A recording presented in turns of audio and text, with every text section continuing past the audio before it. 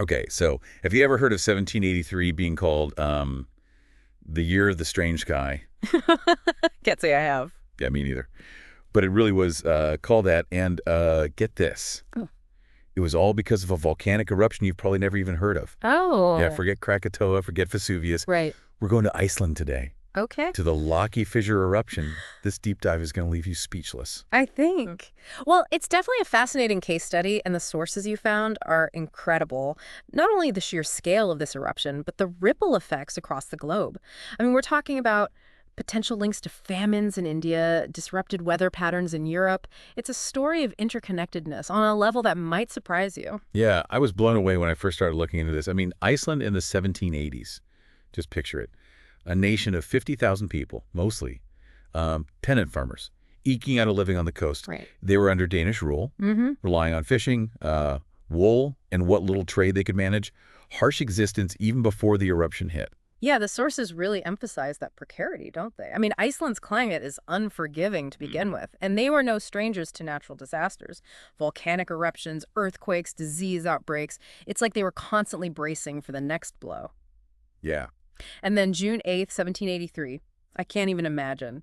An ash cloud so dense it blocked out the sun, followed by rain described as black ink. This wasn't just any eruption. The Laki Fissure eruption was a monster. It was located in the southern highlands, part of this massive volcanic system called Grimsvötn, and went on for 8 months. Oh, wow. Can you imagine? Lava spewing from multiple fissures, over 12 cubic kilometers of it. That's enough to fill 2 Olympic swimming pools every single second at its peak. Oh my gosh, it's mind-boggling. And the eyewitness accounts, particularly from Reverend John Stengrimson, they called him the fire priest. Right. He was right there in it, chronicling the advancing lava flows, the ash, the lightning storms. It's like something out of a movie. Yeah, it's apocalyptic. His writing gives us a real visceral understanding of the terror and the chaos that those communities experienced. Right. And remember, this is before mass communication, Yeah. before any real understanding of what causes these events. Right. To them, it must have felt like the end of the world. Yeah, it's heartbreaking to think about. You mentioned those lava flows. They wiped out farms, homes, entire landscapes. But what's even more chilling is the impact of the toxic gases released, especially sulfur dioxide and fluorine. Yeah, those gases spread across the island, silent but deadly. They caused acid rain, which poisoned livestock and destroyed vegetation.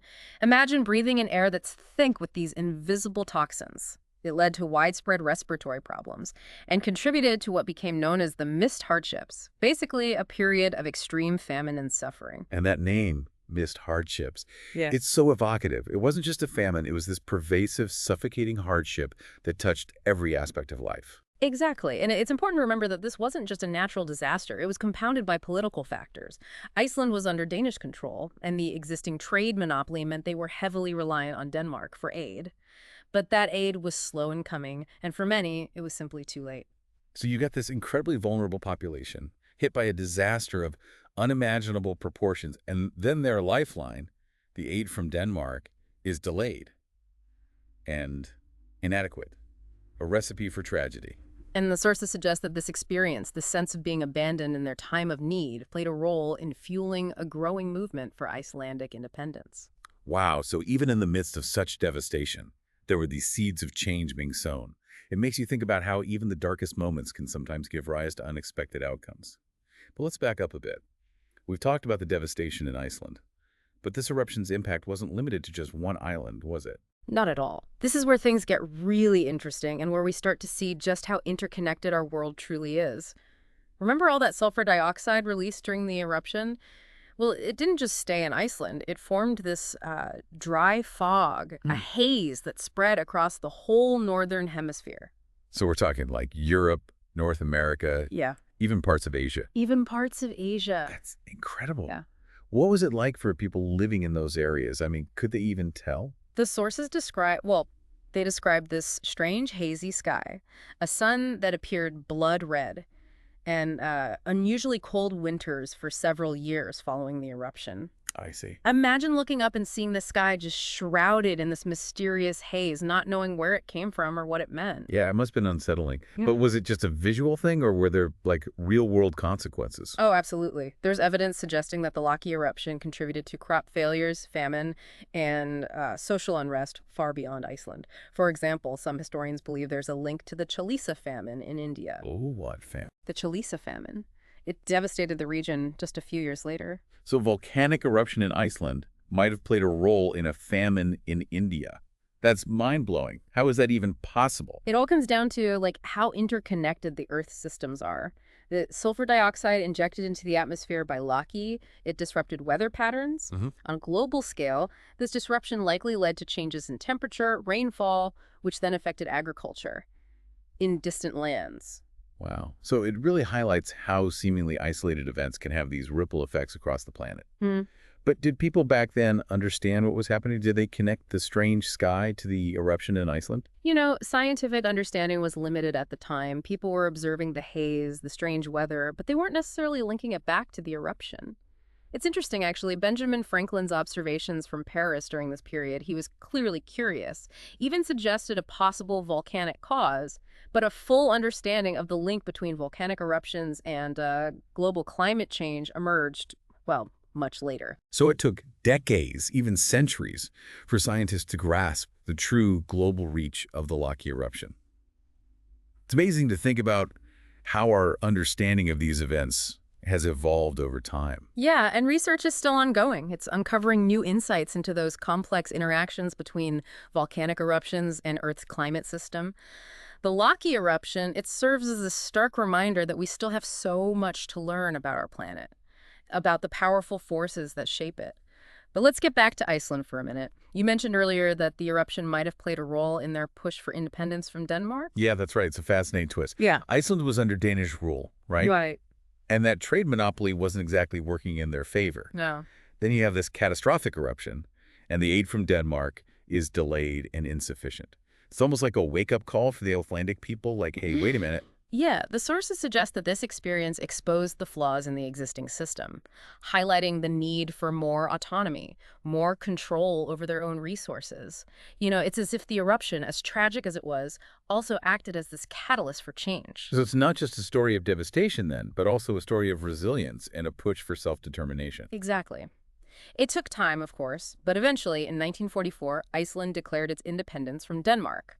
Now, it's impossible to say for certain whether the Laki eruption directly caused this outcome, but the events of 1783 and the years that followed clearly played a role in shaping Iceland's path toward independence. It's a powerful example of how seemingly negative events, even disasters, can sometimes have these unexpected and ultimately positive consequences in the long run. Like, what doesn't kill you makes you stronger, but like on a national scale. It's a fascinating concept to consider, yeah.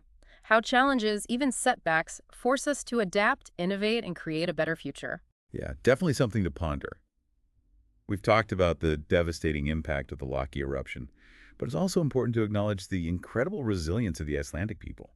I mean, they faced unimaginable hardship, and yet they persevered, they adapted, and ultimately emerged as an independent nation. It's a testament to the human spirit, isn't it? To not only survive, but to learn, to grow, to build a better future, even in the face of adversity. Absolutely. It's a reminder that even in the darkest of times, there's always hope, always the potential for positive change. But there's another aspect of this story I find intriguing. Remember how we talked about the global impact of the eruption, how it affected weather patterns, maybe even contributed to famines in distant lands? Yeah, the interconnectedness of it all. Right. Well, it makes me wonder, are we living through one of those turning point moments right now? And if so, what will future generations say about the choices we're making today? That's a question we all have to grapple with. But what's hopeful is that, just like the people of Iceland who faced unimaginable hardship, we also have that same capacity for resilience, for ingenuity, and ultimately for positive change. The Laki eruption, it's a testament to that enduring human spirit. I love that. It's not just a story of disaster, but also a story of survival, adaptation, and a push for a better future. And who knows, maybe centuries from now, people will look back at our time and see these challenges we face as the catalyst for some incredible transformation. That's certainly a possibility worth striving for. Absolutely. Well, I think we've officially mined all the fascinating nuggets from our sources on the Laki eruption. What a journey. Indeed. From the fiery heart of Iceland to the far corners of the globe, the Laki eruption reminds us that we're all interconnected, and that even in the face of immense challenges, the human spirit can adapt, learn, and create a more resilient and sustainable future. Beautifully said. And for our listeners out there, here's something to ponder as you go about your day. What seemingly negative events, whether personal or global, might hold the potential for positive change in the long run? It's a question worth reflecting on, and perhaps even acting upon. Until next time, keep exploring, keep learning, and keep diving deep into the fascinating world around us. It's amazing, isn't it? We started talking about the year is the strange sky, this almost apocalyptic image. But what's really stayed with me is the resilience of the Icelandic people. It really makes you realize that even when facing these massive, world-altering events, humanity finds a way to adapt and keep going. Yeah, it's a powerful reminder, and it speaks to something we haven't really touched on. The role of community. Think about it. Isolated island, limited resources, facing this unimaginable disaster. And the sources really highlight how Icelanders relied on each other for survival. Yeah, for sure. There's this theme of like shared hardship, people coming together to help their neighbors, to rebuild. It's almost like the eruption, as strange as it sounds, kind of strengthened their sense of community. Exactly. It's a lesson that goes beyond just this one event, the power of human connection, coming together in a crisis. It's something we see throughout history, even today, with our modern challenges. It does. It gives you hope that even when things seem really bleak, there's this human capacity for compassion and cooperation. But speaking of modern challenges, there's one more parallel I wanted to bring up. We talked about the Laki eruption's impact on global climate. Right. Makes you think about the climate crisis we're facing today. Yeah. It's impossible to ignore the connection. I mean, while Laki was a sudden and dramatic event, it's a powerful illustration of how connected our planet really is. What happens in one corner of the world can ripple out and affect everyone. And with Laki, we saw those ripples lead to widespread hardship, even famine in distant lands. It's a reminder of what can happen when we disrupt this delicate balance of our planet. Absolutely. The challenges we face today are complex, that's for sure. But the Laki eruption gives us a historical precedent, a reminder. It's important to understand and address these issues together, globally. For sure. So what can we take away from all this? What lessons can we learn from Laki to help us today?